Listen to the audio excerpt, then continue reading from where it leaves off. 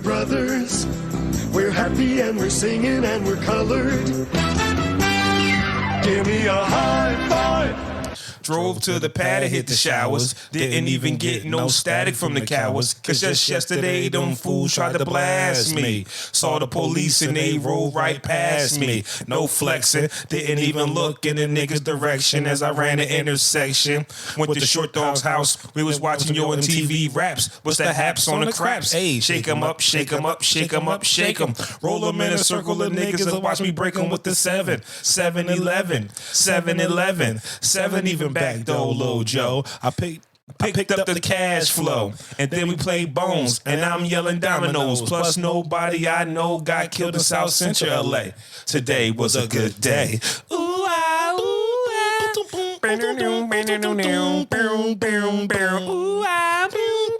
That shit hard still. How do niggas make timeless music like that? House paid. Yo, that left my nigga's house paid. Picked up a girl been trying to fuck since the 12th grade. It's ironic. I had the Bruce, she had the chronic. The Lakers beat the Supersonics. I felt on the big fat fanny, pulled out the jammy and killed that poo nanny. Let's go. Nigga, come on, like if a nigga having a good day and ain't getting no cheeks, was it really a good day? And the day off right. You know what I'm saying? Trying to hit since the 12th grade, fam. That's like we was talking about Yo Gotti and Angela Simmons hooking up, fam. When you get that, remember that lighter behind you, that yellow one. When you get the girl that you've been wanting, you know, for a long time, bro, you just got to show and prove, man. So I personally hope Yo Gotti and Angela Simmons living their best life. I don't know, man. Maybe they was actually talking before, like popping out together. Maybe they was getting to know each other behind the scenes. Absolutely. Before they just jumped into the pictures that we see now.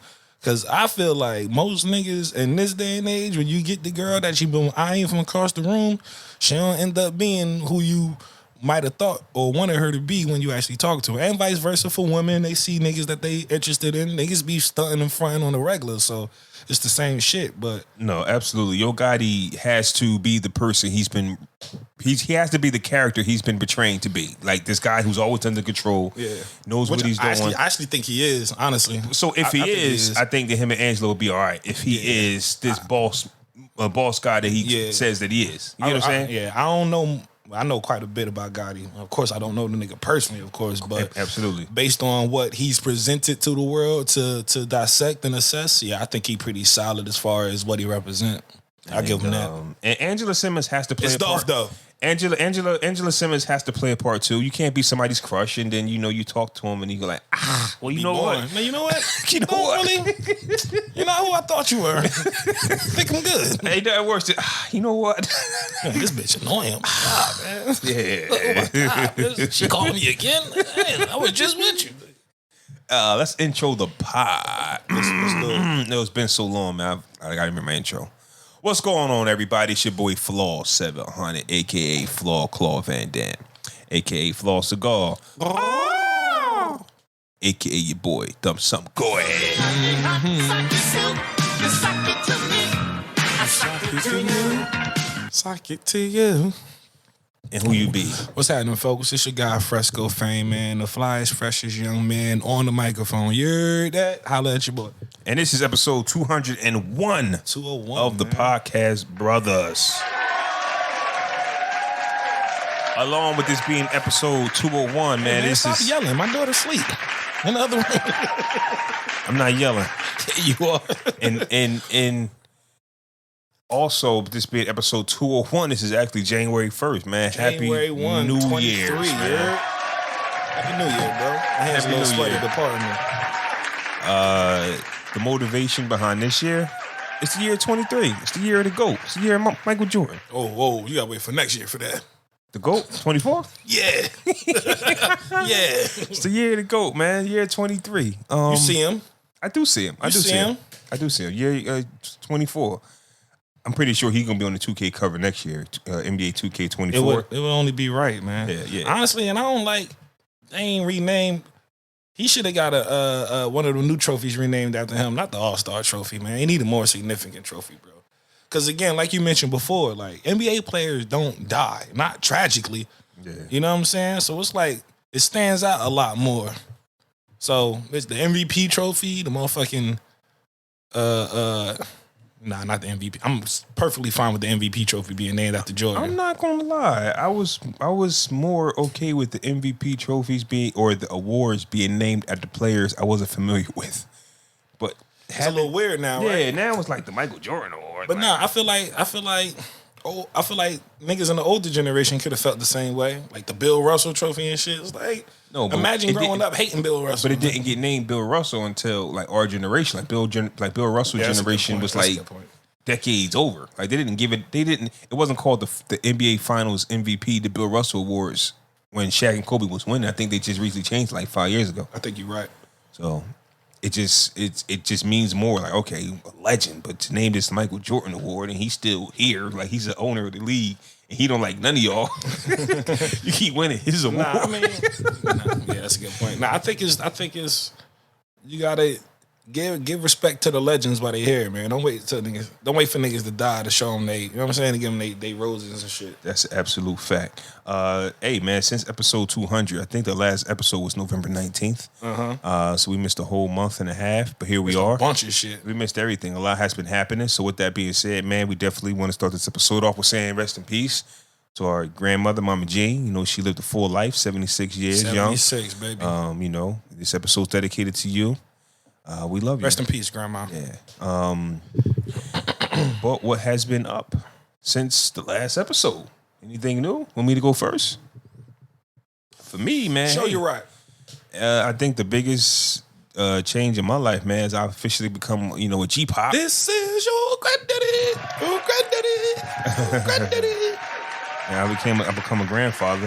My granddaughter was born on Thanksgiving. Woke up to the news that the delivery happened. It's different. It's the difference is you don't kind of know what to do because you used to being a grandpa for the first time. Being a grandpa because it's like it's not your child, right? So it's like, but it is. But it is, but it isn't. It is, but it isn't. So it's like the responsibility. Like, how do you pull back responsibility from your responsibility? Like, you get what I'm saying? Like, usually when a child is born, you at the hospital, you're doing this, you're taking care, you're doing this.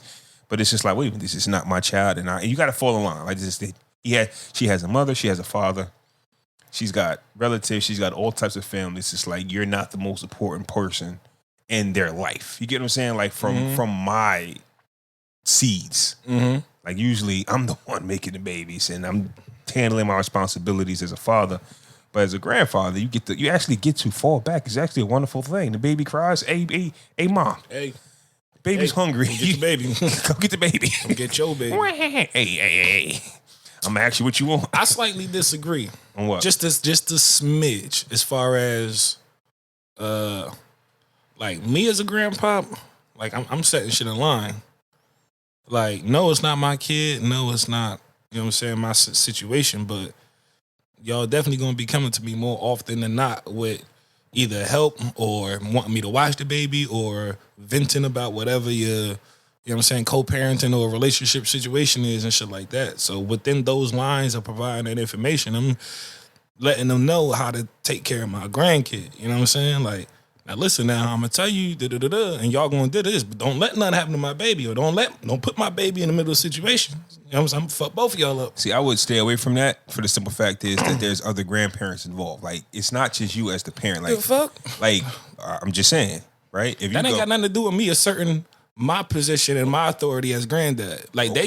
they going assert their authority in their way too for them to get their respect as an elder. But I'm saying you're not the only granddad. Yeah, I'm not. What I got to say and what I got to put down isn't stepping on the other person's toes. Okay, you know but I'm speaking if it is, because there could be a lot of things that you might not agree with. Like when you see the baby, you go, okay, why are they doing or eating or, you know what I'm saying? Like it could be something that you believe in where you go, hey, I don't want my grandbaby doing that. Well, right.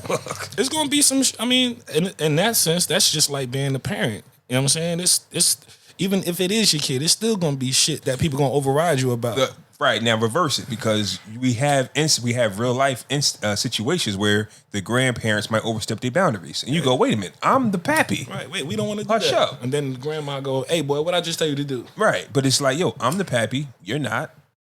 like that's how it is. The grandparents, the older generation, are always going to have something smart or something to say or give you some advice on how to raise your child. Yeah, because the kids don't know what the fuck they now doing. It's reversed. I'm just saying because like we're still young. Like, bro, I'm a grandfather, bro, and we don't look Still like trip me out when I hear that. we don't look like yesterday's grandparents. You will when by the time your grandkid can call you grandpa. No, depends on how I'm living. Like I don't. No, I'm just saying, bro. Like it's like you said, it's not the same. Like you ain't got. I mean, you do got the baldy, but you ain't got like the car with no roof. Like you ain't got no ceilings with the shit on the side. It's a lot of things. You don't have the physical frame, the hunched over. Arthritis, can't move my hands, but can't walk. Your granddaughter won't even know what the fuck that is. So she won't even equate that with elders and grandparents. Right. How you carry yourself and what she sees from you, the time she's able to put those pieces together is what she's going to recognize as elderly and grandfatherly. I'll be 40 this year. Yes, by the time By the time she's 10, you're going to be 50. So now it's going to be like, you're going to be doing grandpa shit. But if I'm... No, see, this is her, yes, you are. No, my grandfather drives that car. I don't want that. This is where you're wrong. This is what I'm trying to put you down on. If I'll be 40. As long as I continue to take care of myself. Like we've seen, there's different versions today of an 80-year-old man. Like there's more than one 80-year-old man, that's what I'm saying. Back then, if you was 80, you knew somebody was 80. Today, if you are taking care of yourself, eating right, you can be one or two 80-year-old men. Nah, I understand what you're saying because your son look older than me. My nephew looks. I'm 15 years older than him, bro. He look 10 years older than me. Like, probably just the beard. It's definitely the beard, and he taller than me. So you right. And we even kind of dress similar sometimes. I'll be kind of making it a point. Like when I go somewhere with my nephew, I gotta put on a collared shirt. Now think about shit like that. Think about it. There probably wasn't. No. Let me take that back. There was swag back in the day, but just because, let's say when you turn 60, different swag. But suits, right? Even suits. But when you turn 60, are you gonna be you or are you gonna be? Well, I'm 60, so let me just put the overalls on. Hell no. You gonna be you. Be me. All right, sweatsuits, nigga. Jordans. What the fuck? That's what I'm saying. So we're not going to be the typical grandparents. That's what I'm saying. Nigga bumping trap music. Hey, get your asses in that car seat. What the fuck? Sit back, man. When we talking to grandpa, I want to listen to my trap music. Nigga, I'm listening to Little Baby. Shut your ass up. All the Teddy Pendergrass is gone. All that. You know what I'm saying? Like funny thing about that is, I'll let you get to what you've been up to. But the funny thing about that, the last thing, my son, who's 21, I came to the house after coming back from the gym, and he had on some music, right? I don't know who the artist was, but the music was the same. If you don't love me, go kill yourself. I don't like the way these guys talk to women. It's just like you know what I'm saying? Mm-hmm. So I'm just like. So my granddaughter came over. I'm like, yo, she don't want to hear this. So he puts on some different type of music, like some Michael Jackson. See, like that right there. And but listen to what I'm telling him. There's some music here, boy. That's exactly what I was about to say. This is the music. That right there is grandpa shit. This is the music. Because they don't know what the fuck that is. You told him to turn off the young hot poppin' nigga telling the hoes to kill himself if you don't love me to put on Michael Jackson. Nigga, you old. It was some other artists too, but yeah, that right there. Yeah, that was a grandpa move. But we're never going to escape the music part of it. Like, they say once you hit a certain age, you tend to turn off new music and you stay within your realm of, hey, I like this. Yeah. So even though something might be hot today, the nostalgia effect is still, what was I playing at a certain age? Yeah. And it's going like to be where you felt like you was in a good point in your life, or where you was that nigga. Like, man, I'm going back and I'm listening to, bitch, my grandkids going to get in this car and hear this G-Unit niggas. They be like, yo, my grandpa really likes 50 Cent. But it makes sense though, right? Because when we was coming up, everybody was telling us our music was trash. Right. Now it's really hard to believe that if I put on some 50 Cent or some Nas or some Wu-Tang, and y'all put on some, oh, I love that. I'm so sorry. I'll be listening like, what the fuck? What is this? I don't get it. And then they look at me like, man, nobody want to hear that crap you playing. Yeah, I don't get it. And it's different too, because when we was coming up, when a rapper made it wasn't rappers making it every day. It wasn't a new nigga getting signed every other day and shit like that. So the selection of niggas that was actually popping wasn't that big. That's my point. The kid he was listening to, I don't know who he was, but he sounds like everybody else who makes that melodic, devilish music. Like that drug pill popping. Like rest in peace to Extension, right? Yeah. They all are him. They got me like, oh. They all are him. I love that song by that nigga, by the way. They all is him, fam. But Yep. what you been up to since last time we potted, man? November 19th till now. I actually had a rough December, man. It was a lot of shit going on. I didn't have time to record if I wanted to. I got sick as fuck, bro. I was sick for like a week. You had COVID? Nah, it wasn't COVID. It wasn't even the flu. I took tests. It wasn't even the flu. I was just down bad, bro. Like I was at work and I had to leave work early, and like I can't even walk. Like my hips was hurting, my head was pounding, and I was just like, bro, like I gotta get the fuck out of here. So while I'm trying to figure out, because in the field I work in, you can't leave. I work security and shit, so you can't leave until a person comes to relieve you. But I can't wait that long. I needed to go immediately. So I ended up was trying to call the numbers in the book to cover my ass and shit. So I ended up leaving because nobody was answering the phone. Bro, these niggas suspended me. These niggas suspended me because I called a phone number in the emergency contact book that I was told was not to be called. Well, I said, well, why the fuck is this contact information in the emergency contact list if he's not to be called? That's stupid as fuck. I'm telling this to my direct supervisor, like, yo. See these numbers? Whatever you do, don't call them. The fuck? Like, and I'm telling my supervisors, like, I'm like, yo, it's your name and then your phone number. You didn't answer. There's a number and name directly underneath of yours. So you mean I'm not supposed to call this guy if I can't reach you in an emergency situation because it says emergency contacts above both y'all names. Fuck is you talking about? So I ended up getting suspended. I only got put back on the schedule because I was emailing the fuck out of my boss's boss. Like, yo, this some bullshit, basically, is what I'm telling him. Like, why you penalizing me for calling a number that's in the book? How the fuck else would I have gotten it? I wouldn't have called the nigga. I wouldn't be able to call him no other way. You know what I'm saying? It ain't like I can Google him or even know who he is. So I got back on the schedule and shit. This nigga gonna try to be my friend and buy me breakfast the next day. I ate it. You know what I'm saying? I ate it. Give me this I ate it. It was Wendy's breakfast and shit. It was Wendy's smashed breakfast. it. Wendy's breakfast is the bomb. I didn't even say thank you neither though. He was just like, hey man, he talked with a lisp and shit. He was like, "You, what's up, Jay, man? I got you a little something, a little breakfast." Just grabbed the bag and shit, like, give me that shit, nigga. Like I was in prison or something. Give me that bag, motherfucker. But hey, they gotta definitely change their rules when it comes to this time of the year, flu season, COVID season, and I think there's something else. Like if there's something happening, there has to be some type of relief. You can't just say, "Hey, you can't leave, go nowhere." Right. Because if you're potentially carrying something that could possibly affect somebody else. This is the weird thing. He said he wasn't mad at me for leaving. He was like, "Oh, by all means, if you feel too ill to stay here, go ahead and leave." I said, so what are you suspending me for? For calling a number in an emergency contact book?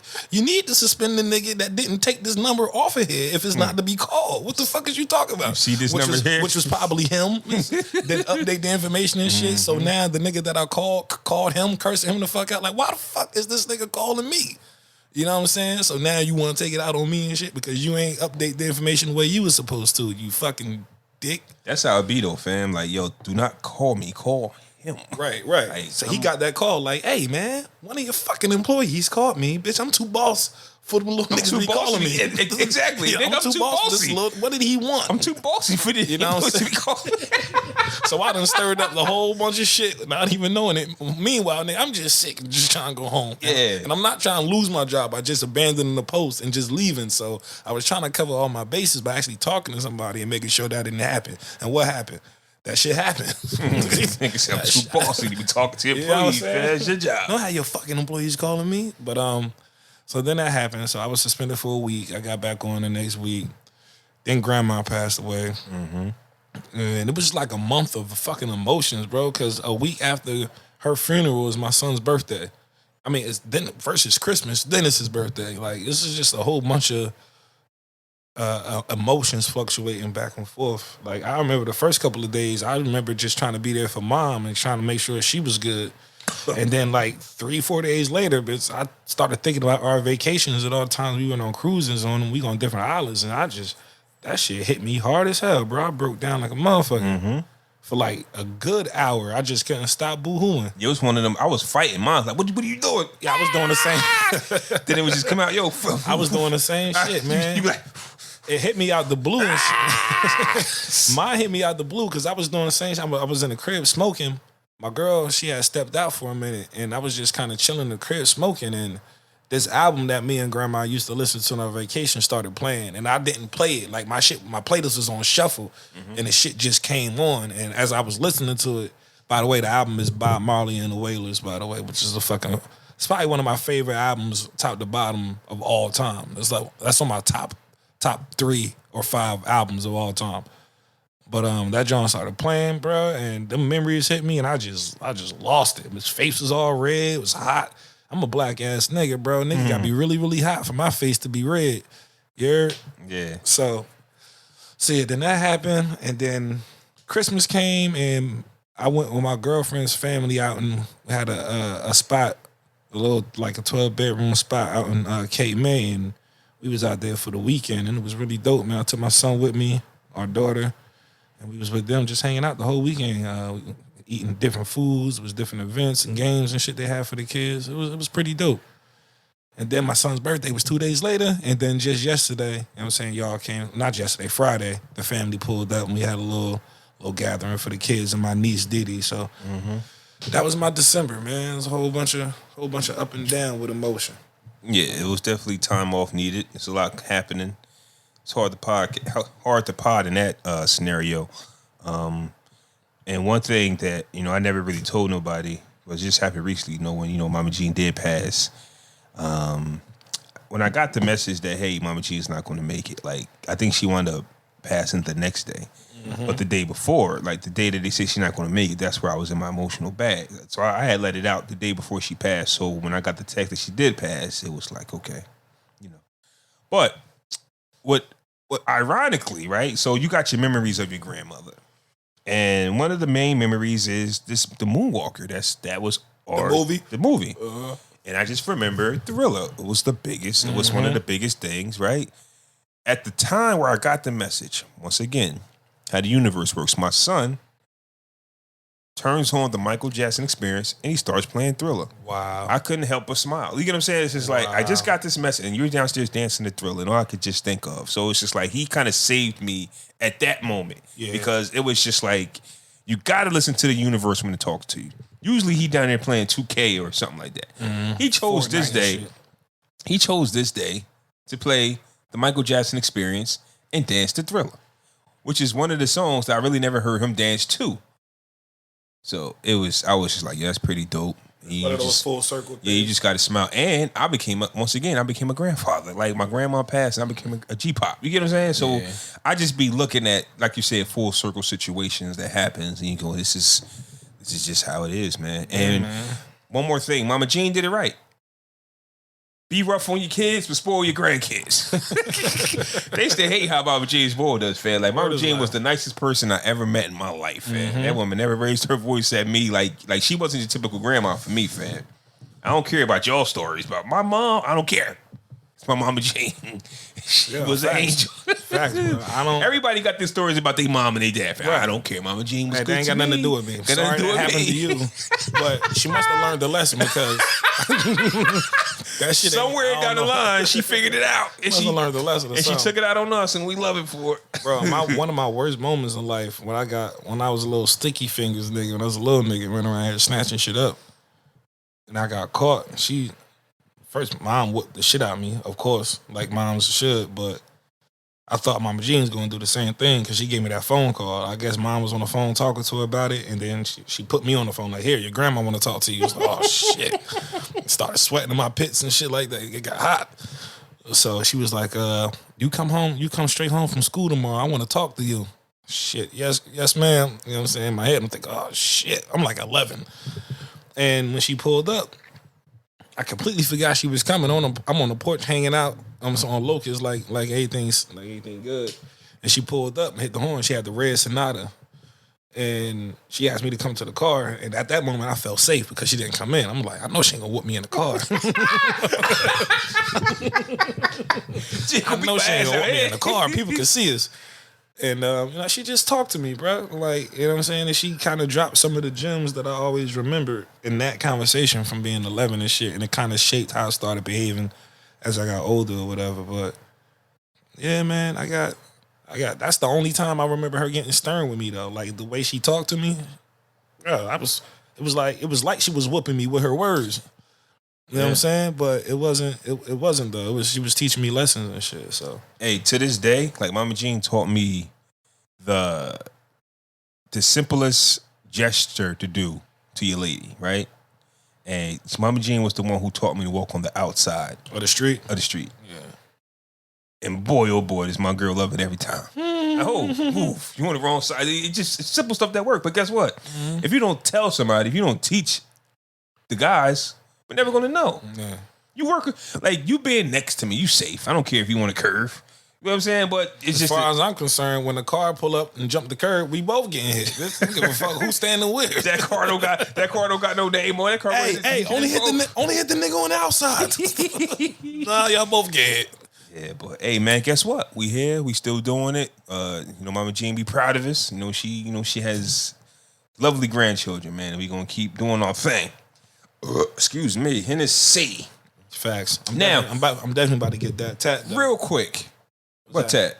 A Hennessy tat? No, motherfucker. For grandma. Oh, what the fuck I look like, man? I just said Hennessy. They ain't paying me. Because we haven't potted in so long, I just want to do a recap of what we talked about on episode 200. Black Panther 2. Did you ever watch that again? No. Okay. All right. RP to Takeoff. Last time we had an episode, our Takeoff had just been assassinated. We gonna take off on the fucking as we watching straightening video on YouTube. Straightening video, man. Spooky watching him, man. Like it was crazy, bro. Spooky. One of the topics we talked about is don't invite me to a place where I'm the only one where I don't know you. Yes. I'll be uncomfortable. And the Kyrie Irving situation. So that was episode 200. If you want to hear that, go back in the archives and check that out. That's just crazy though, bro, because now you invite me to a place where I only know you. Now I got to follow you everywhere you go around this motherfucker. Like, you going to the bathroom? Oh, all right. Mm-hmm. Like, I'm not about to stay here with these niggas, bro. Like, I'm going to leave. Last thing, you have any New Year's resolutions or you don't believe in it? I mean, it's just a mindset thing though, man. It ain't really much of a resolution. It's just getting shit straightened. You heard? I think when it comes to the New Year's, starting from scratch is so motivating to people. That's why people do it. It's the first day of the year, fam. So everybody gets hyped. And I don't want to play nobody, but the year is long. So whatever it is you set out to do, take it one day at a time, fam. The year is long. I think the year is long and the year is short. Because we quick to be like, damn, it's December already? Right. But the year was long. You know what though? Years is long. I ain't one of them people that see it as a fresh start. Honestly, it's the next day. I don't look at January 1st as being really any different. Bro, it's 1/1. Like, but still, I mean, the date is different, yeah. But what about life is different? The motivation. I mean, I get the idea of it, but at the end of the day, bro, it's the same. Like time is just a concept, and months is too. So it ain't really nothing too much different about fucking January 1st and December 16th. But I'm saying, whatever it is you got going on in life, right? Like life, ups and downs. A lot of times, most people want to say, okay, I'm going to start today. I'm going to start on Tuesday. I'm going to start on Wednesday. I'm going to start tomorrow. 1/1 is the most motivating start of anybody's, all right, I'm going to redo this again. Like us potting on the 1st of January. Okay, we starting off. What are we doing? Starting off the year right. Yeah, what you going else do today? Like, what else you going to do today, right? Yeah, I'm with that. You know what I'm saying? So that's all I'm saying. 1/1. Not 1/2, not 1/3. But you can go, it's the 4th. Still early. I'm gonna start fresh. I fucked up. That's all I'm saying. It's the 10th. You can do that. You can do that on May 30th too. You can. Yeah, that's all I'm saying. But a 1/1 is the freshest start you'll get. That's what I'm saying. All right. Yes, on May 31st you can go. All right, I'm starting. Any day of the year, yes you can. But there's nothing fresher than 1/1. You still running from the same ops on 1/1 you was running from on May 16th. Like it's the same shit. I'm just saying, man. Them same demons that you had yesterday is here today, my nigga. 1/1. I get you. You the same nigga. I got it. I'm not telling you that if you do not start on 1/1, you are a loser for the rest of the year. I'm not saying that. But 1/1 is still the freshest start you'll get. Right. Why not start at the top of the year. That's all I'm saying. Oh man, Why you don't think like that about January 16th? What about what you was doing January 16th last year? Hey, like January 1st, the only last year date that you and honestly, shout out to the people who feel like New Year's is their birthday. Who the fuck feel like that? Okay, all right, never mind. I ain't never heard. I know people who birthday on New Year, but technically, your New Year is your birthday though. Technically, what the fuck? How? You're born in if you all right. No, get to it. Nah, fam. Make a fool of yourself real quick. Make a fool of yourself real quick. I'm here for it. Technically, a year is 365. So let's use us as an example. June birthdays. Our year is in June. So what the fuck they got to do with January 1st?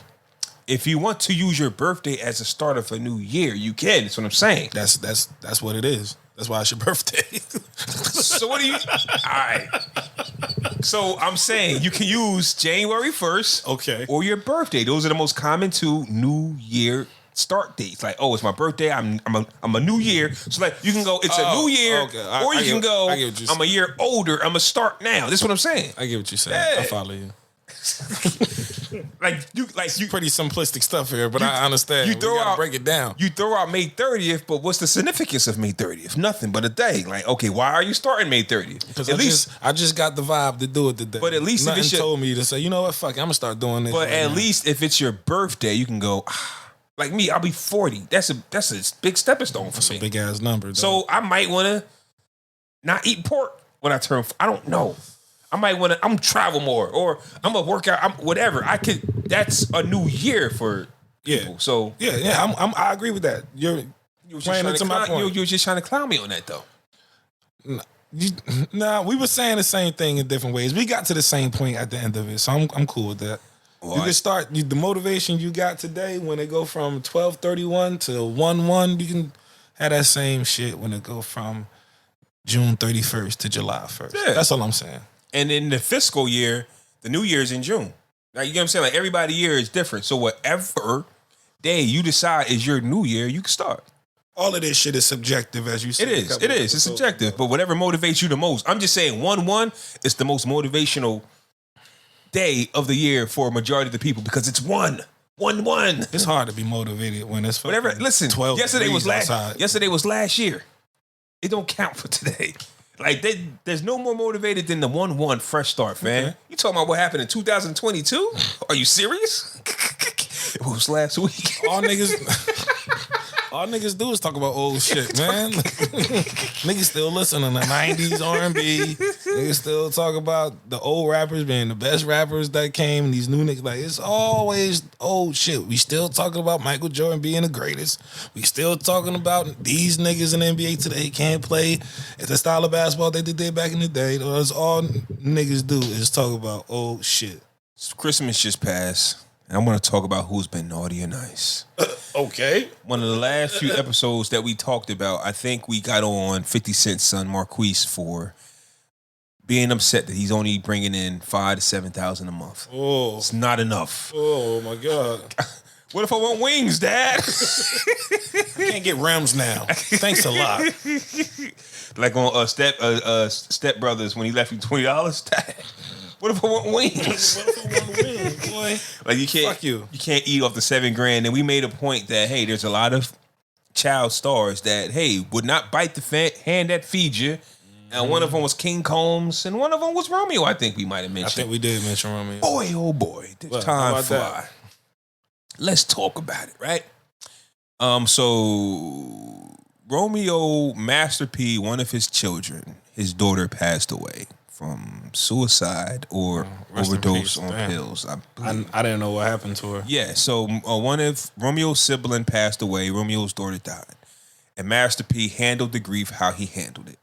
Fast forward, a DJ named Switch passed away from suicide, right? Mm-hmm.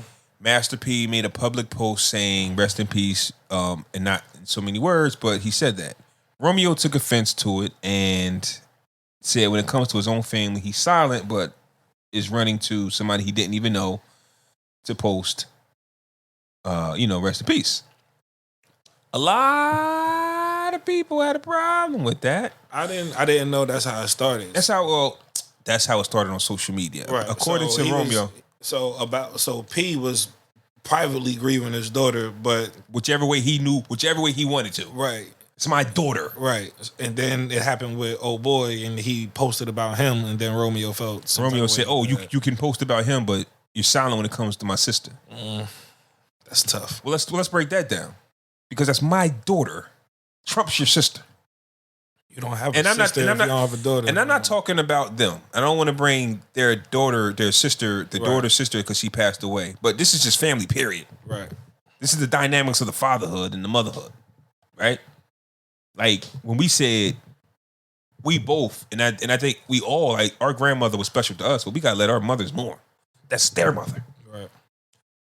What if we went, oh, I didn't like the way you treated grandma, bruh. Smack the shot, you boy. That's their mother. It's not mine. You gotta know your spot. That's Masterpiece. Gotta know your place. Yeah. That's his daughter.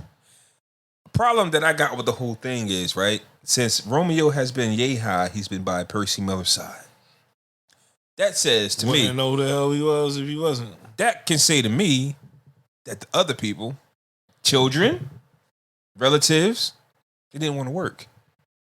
They didn't want to put in the effort that Romeo was putting in. Right. That's why you shining. I used to think he was the only child back in the day. You would think that. Right. Yeah. You would think, damn. Now you gotta talk about Hershey, Mercy, Versey, Percy, Worsey, Kersey, Mercy, That's Hershey. You wouldn't know, like he like in the middle. He not the youngest, he not the oldest. But that can honestly tell you that the other kids that are in the middle don't want to be rappers, don't want to be entrepreneurs. One of them in playing D1 basketball somewhere. Dope. Yeah. And Romeo went to Syracuse, right? Something like that. Nah, he went to USC. USC. Yeah, he went to USC. I hope he graduated, right? I don't know. Okay. But he was there. But he was there. Listen to the points. And he was at ICDC.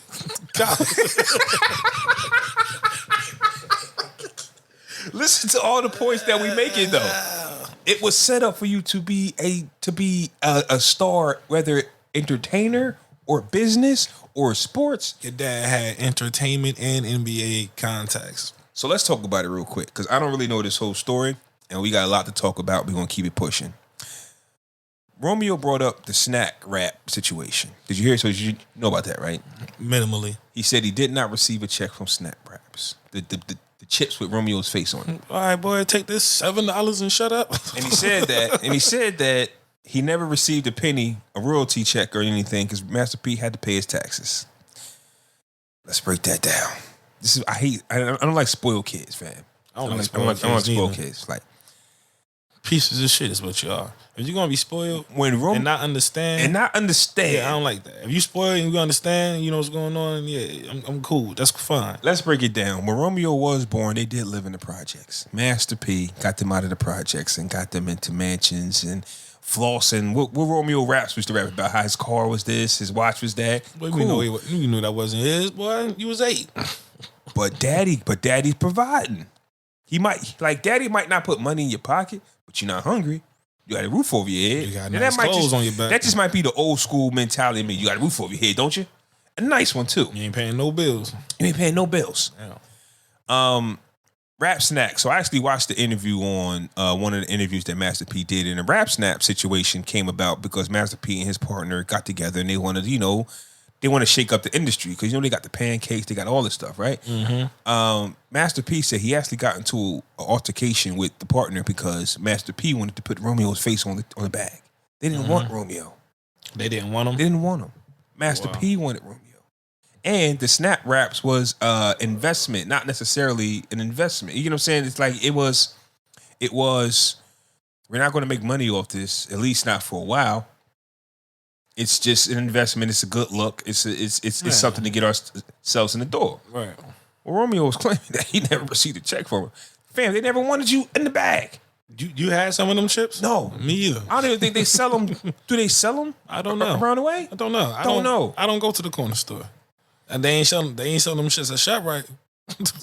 Or Aldi's. Or Save-A-Lot. I mean, I wish they did because I would like to support. But I'm just saying, like, it's a lot going on. So I just want to ask you. I was just turned off by a rapper's face on a bag of chips. No bag of chips that I ever consumed before had a man's face on it. It was weird for me. Yeah. It's not really a selling point. Yeah.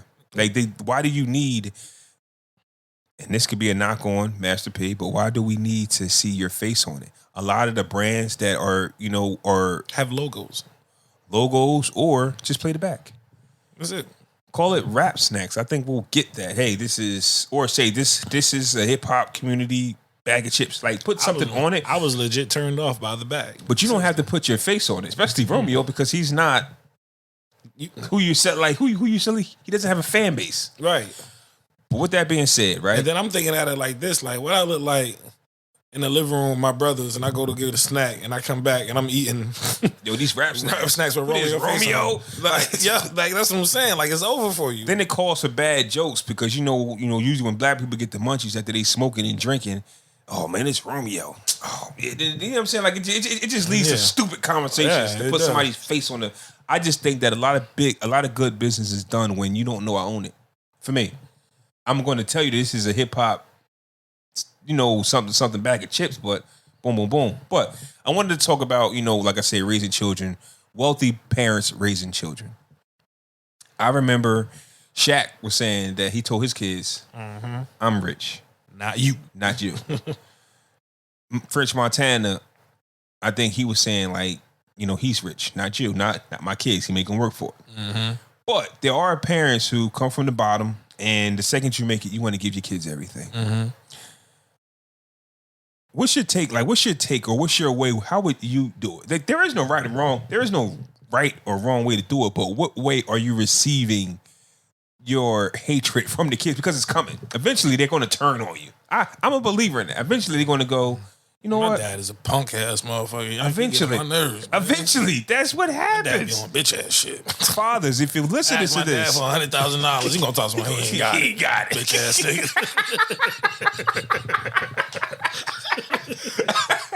Fucking kids. Fathers, if you're listening, your kids will turn on you. Your daughter too. Your daughter. Jesus. Yo, it's gonna be hard. Yo, I'm gonna let you answer your story, but Master P was telling this other story about his one daughter, right? Where he put her out the house because she wasn't listening and told her to go live with the mom. Mm-hmm. And she talking about something, I put her out. I paid for the house your mom in. I didn't put you out. I just sent you to a different home. Yeah, go over there. I don't want you here. Go over there. What was the question you asked me though? Which route you taking though? You're a wealthy man, business entrepreneur. Are you spoiling your kids core rotten, or are you like, now you got to work for this? Like, I'm rich, not you type of vibe. I'm probably gonna spoil my kid, to be honest with you. But it's also gonna be like based on who he is as a person. Like, I'm gonna gauge my kid based on the shit he asking for. If you a fuck up and I know you be a gambler and a drinker and you come to me on some shit like that, I got a plan. All I need is $300,000. No, get the fuck out of here. You know what I'm saying? Get your little stupid ass about what I say. Or I might tell you, yeah, we'll talk about it later. Then I'll call you a little stupid ass when you walk away.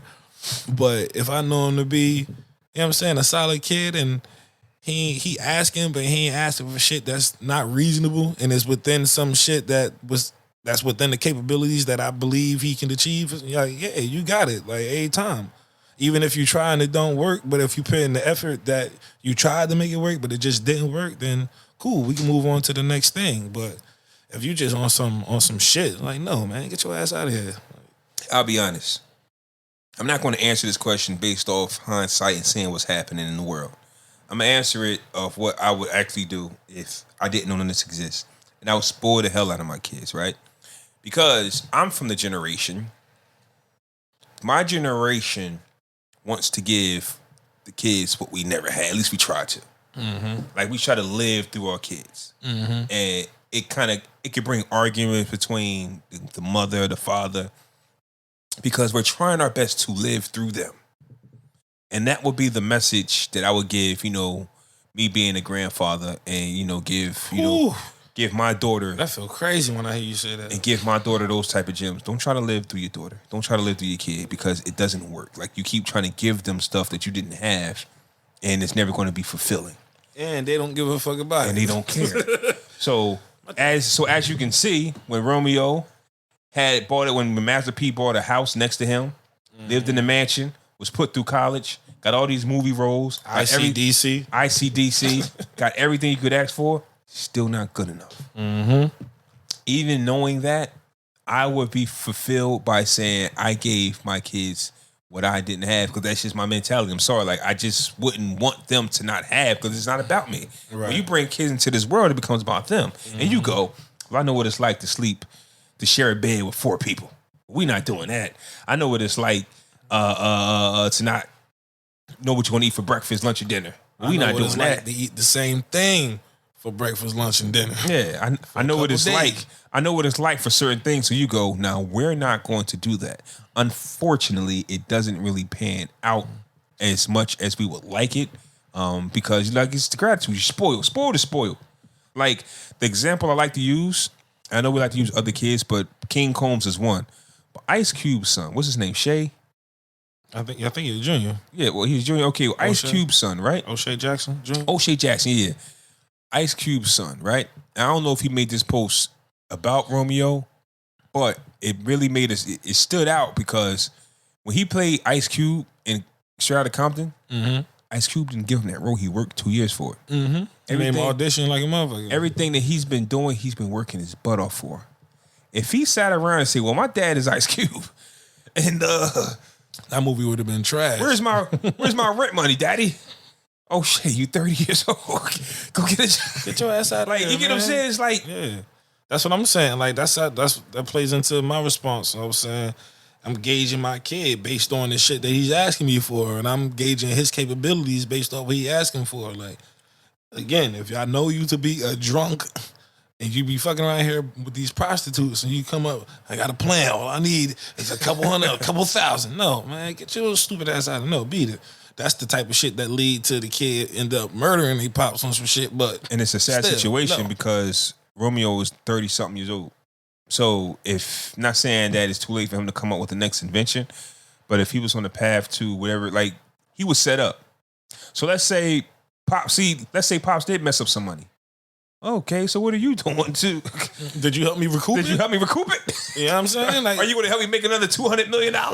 Or you just, Pop's down on his luck. Pop's lost all his money. Did you help me on that deal that we lost the money on? Were you supposed to get in on that? Did you bring me that deal? And you know what I'm saying? Like, now I know we're not privileged to everything, but at the same time, I haven't heard about anybody else doing anything outside of No Limit and helping him make a fortune. You think that shit gonna happen with Blue Ivy and Beyonce one day? She'll be that spoiled teen girl that's rebellious and outrageous against the Carter throne. I think that depends on. That'd be sad to see.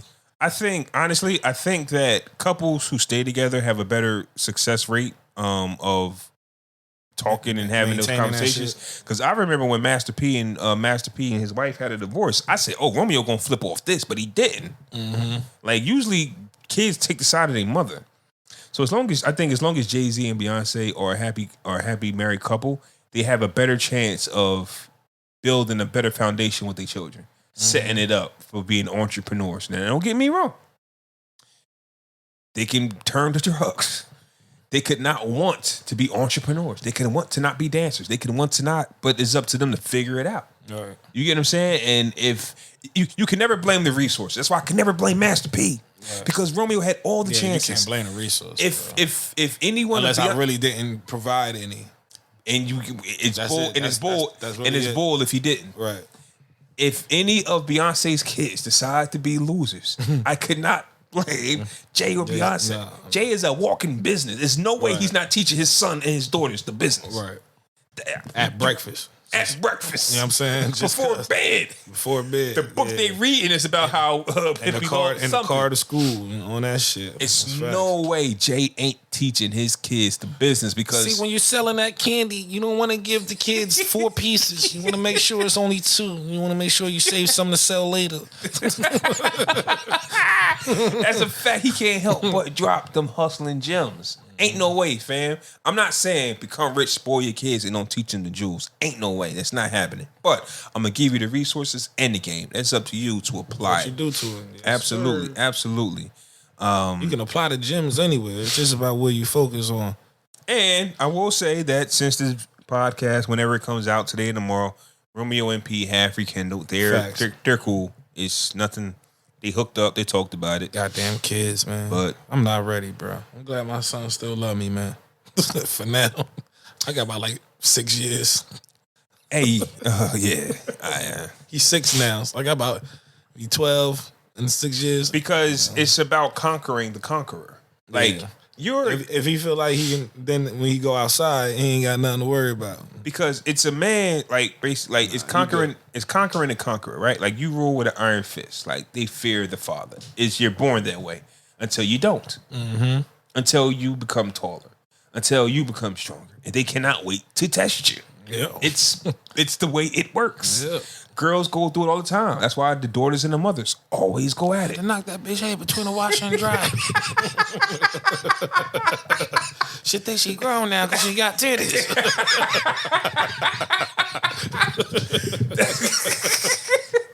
Yo, I had to tell the bitch, buy your own damn tampons.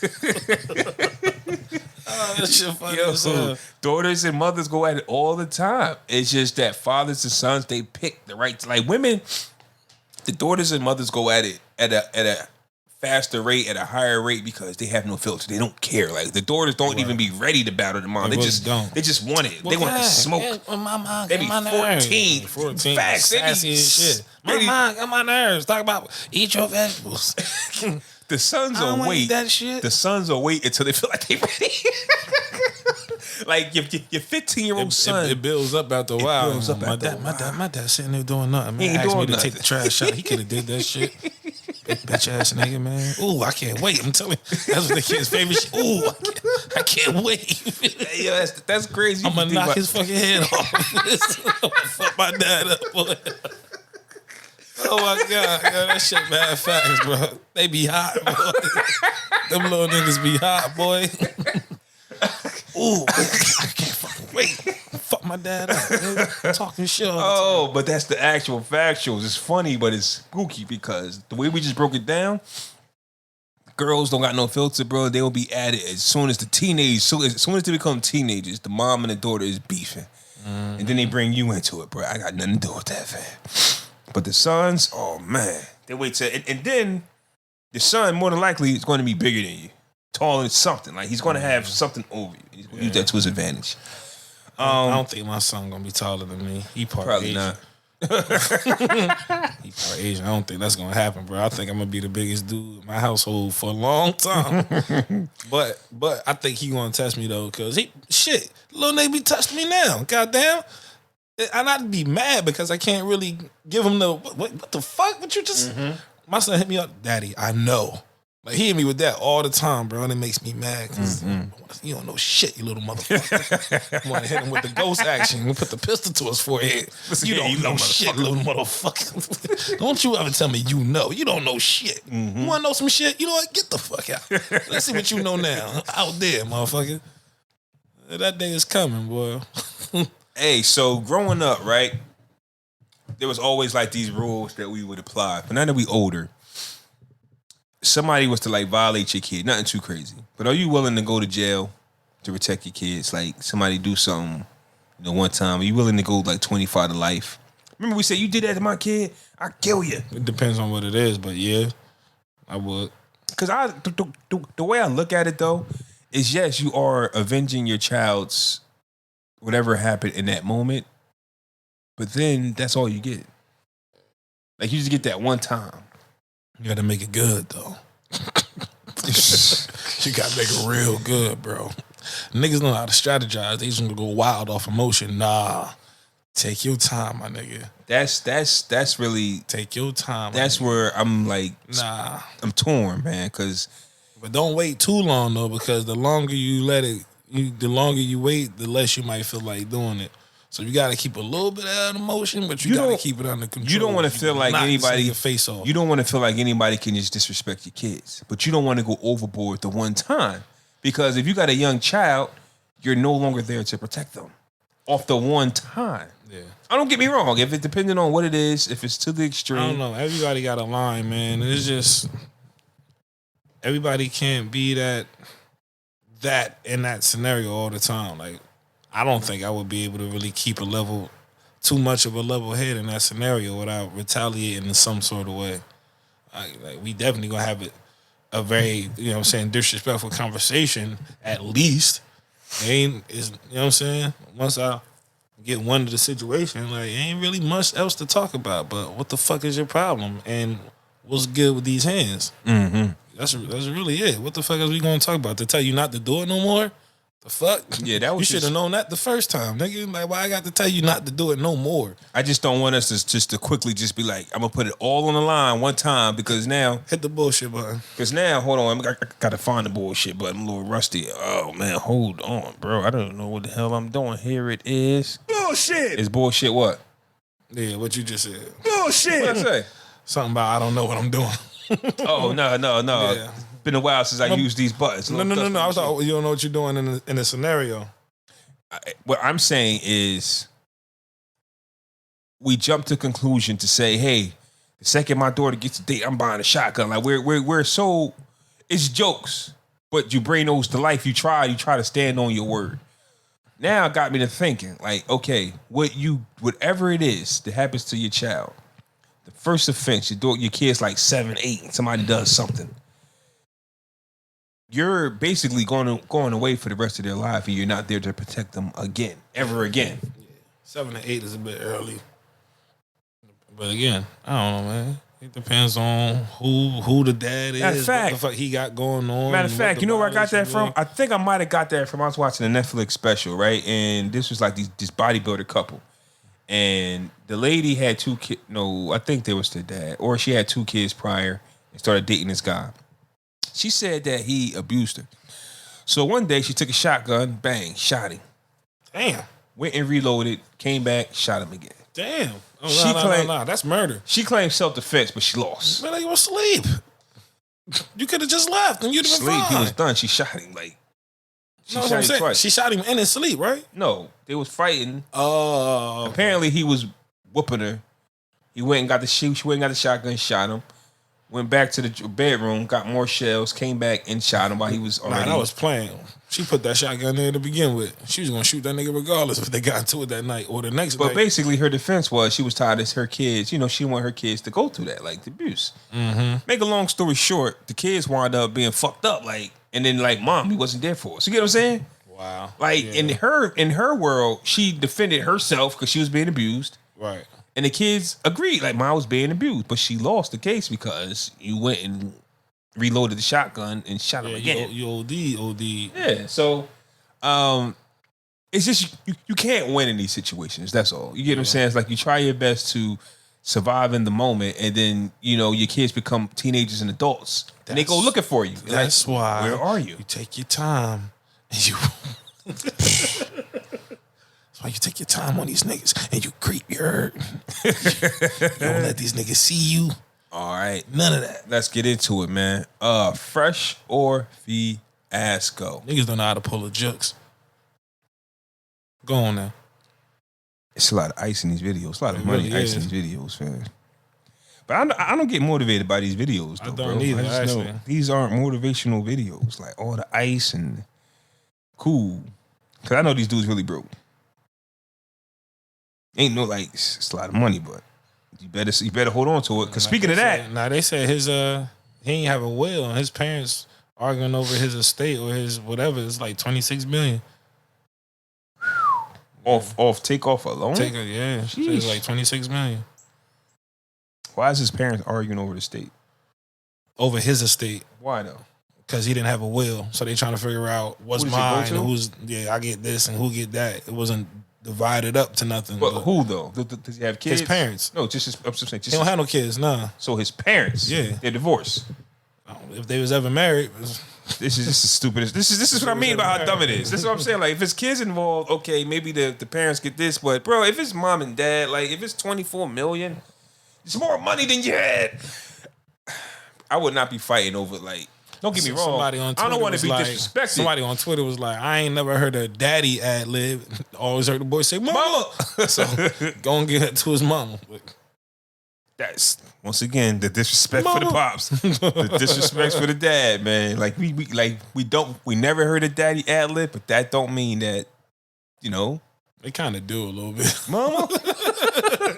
Never heard him not once. Was like if your mom that influential where you can get a popular ad-lib after her and never even not mention once that, there has to be a lyric somewhere where he states that. I think every rapper has that parent bar. So I think for the rappers that we know, if their parents were to start fighting over their estate, I think we would call Cat. Be like, yo, Pops, you weren't there. Pops, Wildler, chill out, bro. The fact that I'll be honest and say I don't know every takeoff lyric, and even though he did use the mama ad-lib, I would like to hear him say, fuck Pops. And then they'll say, okay, cool. All right. Give it all to mom. If he says it, if he said it in the bar, if he said daddy was never around, okay, all right, mom gets the money.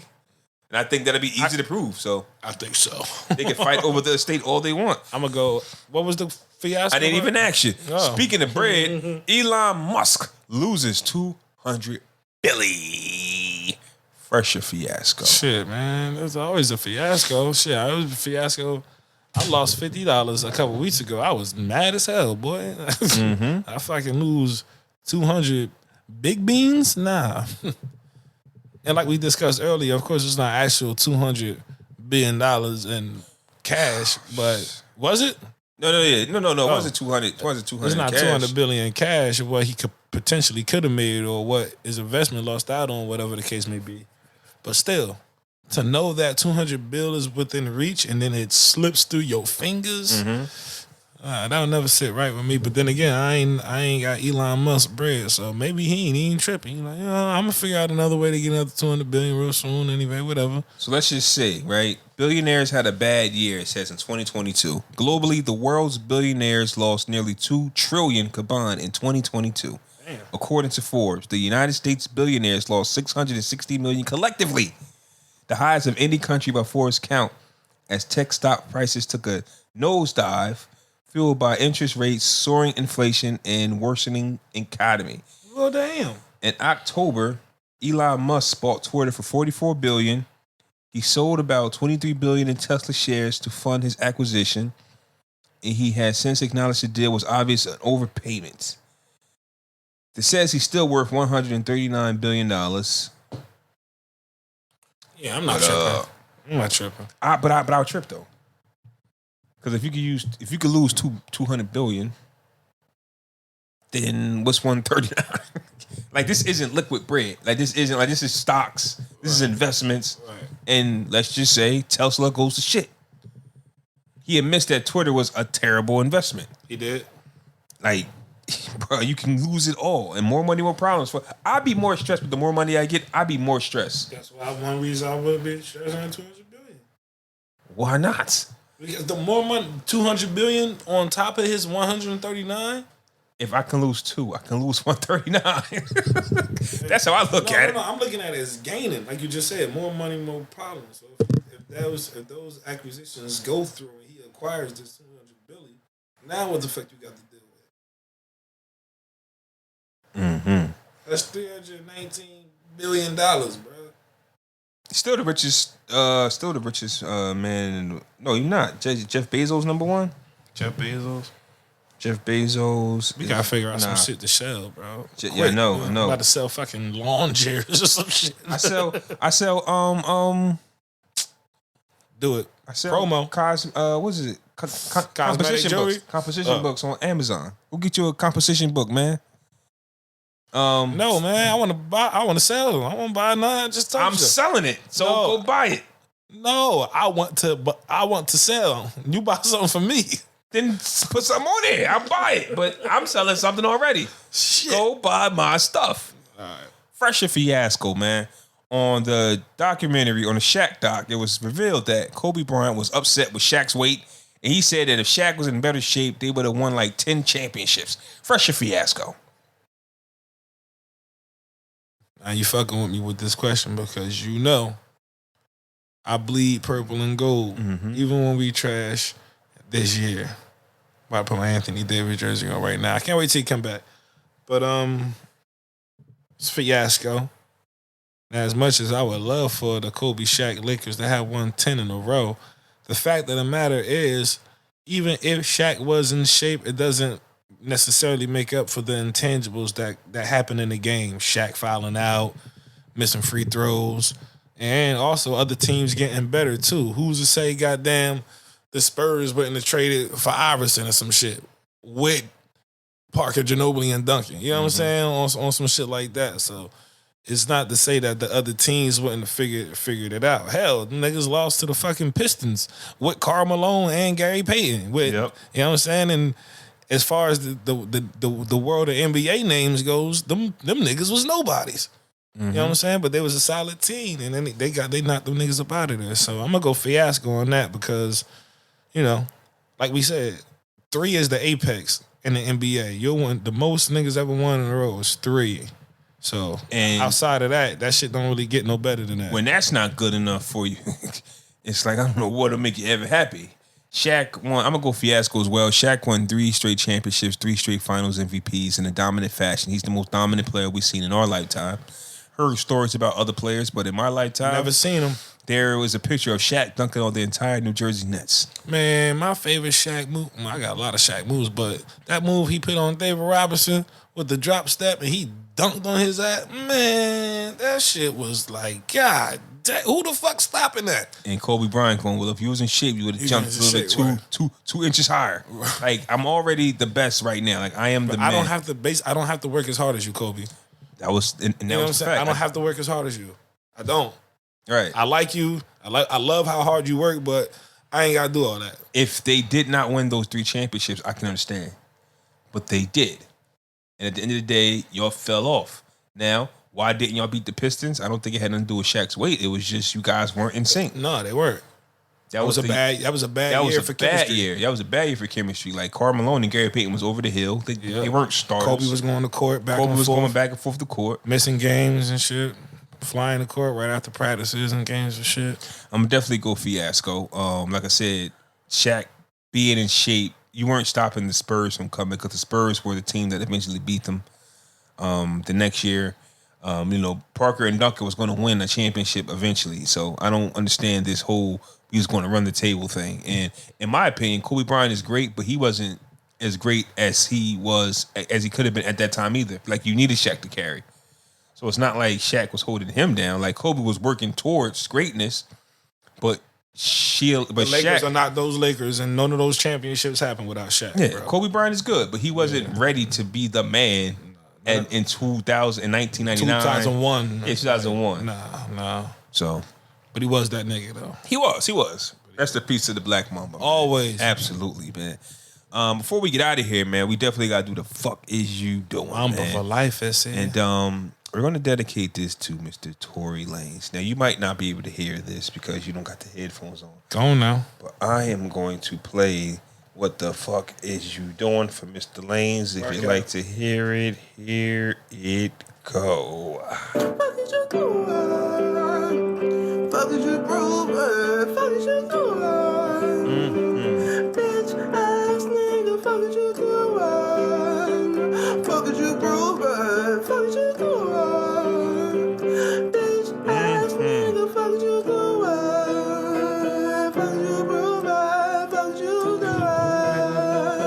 Bitch ass nigga, fuck is you doing? Fuck is you proving? You got this or you want me to take it? Today's edition to Fuck Is You Doing goes out to Mr. Tory Lanez.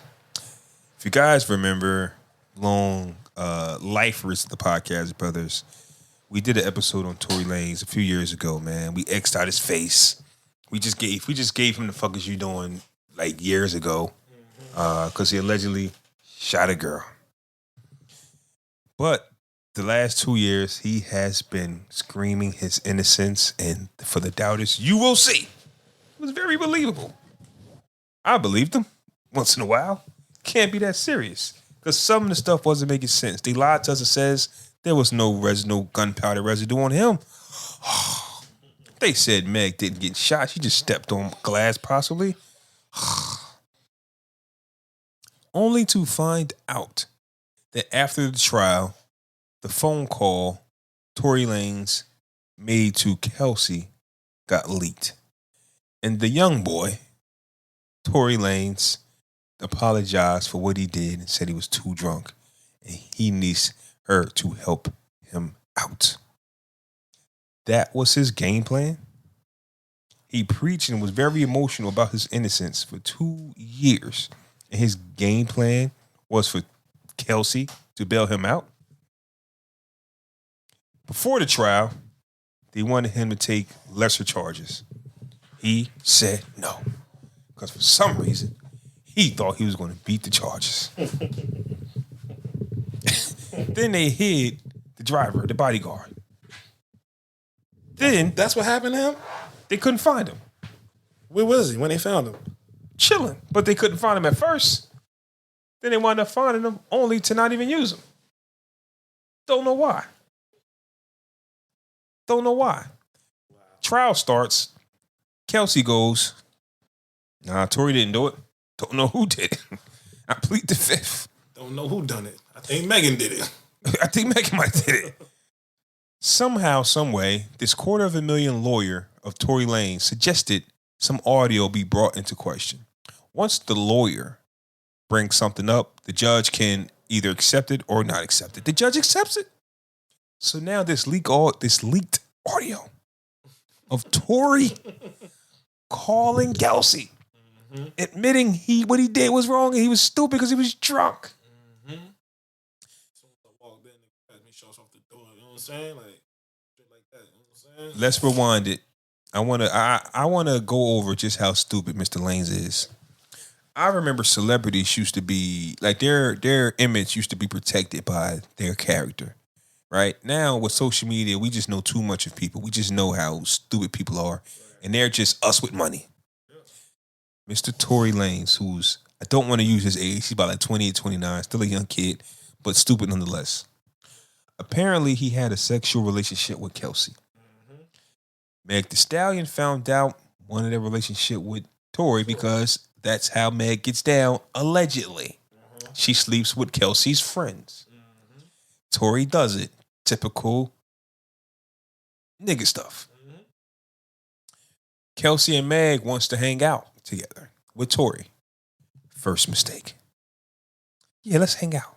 With the two girls that I'm smashing, but one don't know I'm smashing the other. Sure. Let's go. While I'm at this party that you're taking me to. Yeah. No, I'm not going. I ain't going out. I ain't going out tonight. I don't feel good. COVID. My toe hurt. Then you go to this party with two women that you're intimate with just to flirt with the host. Another one. Just to flirt with the host. This nigga on reckless time. You're in the pool with Kylie Jenner trying to smash. Knowing you pulled up with two women that you already smashed. Lord. So allegedly, apparently, Kelsey and Meg Thee Stallion leave. Meg Thee Stallion decides, spin around, go back. I left my shoe. Which she's lying. She wants to go back to get Tory because she feels some type of way, which she should. If I bring a girl to an event and the host now, wants us to leave. Once all got her hooked up and wants me to leave, I want to leave with the girl I came with. I get it, Meg. I get it. It's pride. It's pride. It's that. Pride. It's pride. Now and alcohol. You kicked me out the house and you about to smash? Nah. Come back, Tory. Yo, you going.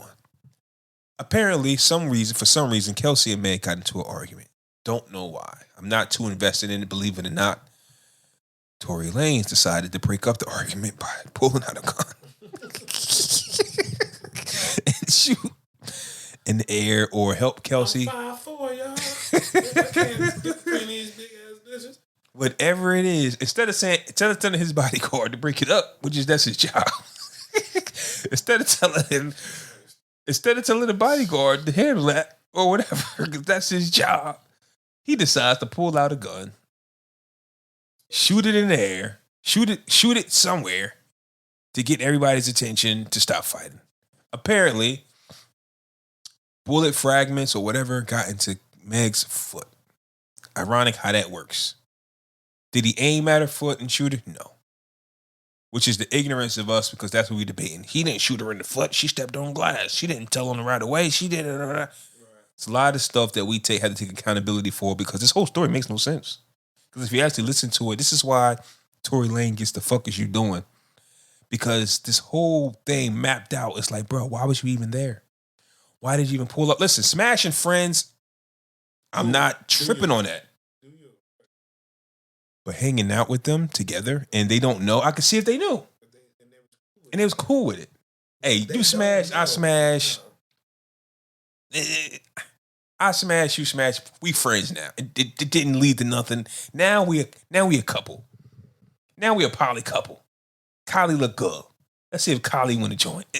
I can see it's different if that's the conversation, but it wasn't. You was moving on demon time, Troy. You was moving on real demon time. I'ma smash you. Y'all gonna take me to this party. Y'all gonna get kicked out. I'm gonna try to smash Kylie. Forget what Travis Scott thinks.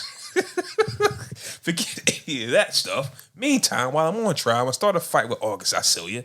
I'm gonna do this. I'm gonna do that. I'm gonna drop music. I'm gonna tell everybody I'm innocent. I'm gonna tell everybody. I'm gonna pop up at Rolling Loud. I'm gonna pop it. I'm gonna do all the stuff that I shouldn't be doing. Short person syndrome is a real thing, people. It clouds your judgment. It allows you to act reckless. You don't think straight. You just it is a real thing, fam. At what height does this become? You gotta be 5'6" and down. 5'6" and down. You're eligible for this short person syndrome. You're the toughest guy in the room. You want to fight Remember on cartoons, like the boss was always this big, and the muscle was always 7 feet tall. What do you say, George? Like George was always like 3'5", but he was always the boss. And he was mean as shit. He was mean as hell. Man, what'd I say? Joe Pesci. Joe Pesci. At the end of the day, man, he got sent. He didn't get sentenced yet, but they found him guilty like 2 days before Christmas. At the end of the day, Tory Lanez lawyer, they should have known that he wasn't going to beat these charges because guess what, people? He didn't get charged for shooting Meg. Wasn't the charges. I don't really recall what the charges were, but I think one of them was just having an unregistered gun, unloading a registered gun, and just firing off. Period. I think. Don't get me wrong. After he does his 20 years, he's a lifetime loser. He is the stupidest guy walking. I got no pity for him, fam. Like it is the dumbest thing I've seen. You get locked up trying to break up and it's not even a situation that was called for that. If it was a situation where it was hot and it was going there with some other niggas that was really trying it, and you pulled out the ratchet, that's a totally different scenario, bro. But he has no reason to pull out the ratchet. He was with his bodyguard. And you with 2 other women who in the select. Like, come on, man. But let's keep in mind, those 2 other women were bigger than him. Way bigger. So with that being said, Tory Lanez, what the fuck are you doing? That's what happens when you're the smallest person in the room, fam. I gotta defend myself somehow.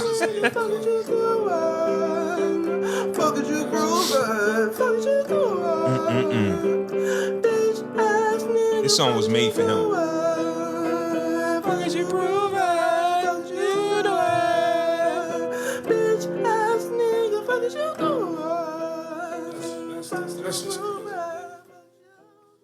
Episode 201 of the podcast, brothers. Jay, you want to say something before we end, so we can end the episode? Year 2023. You want to say something?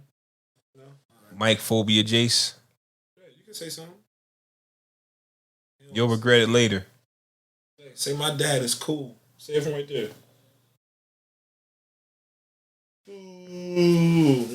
All right, so we about to get up out of here, man. Episode 201. 201. For real this time. 23.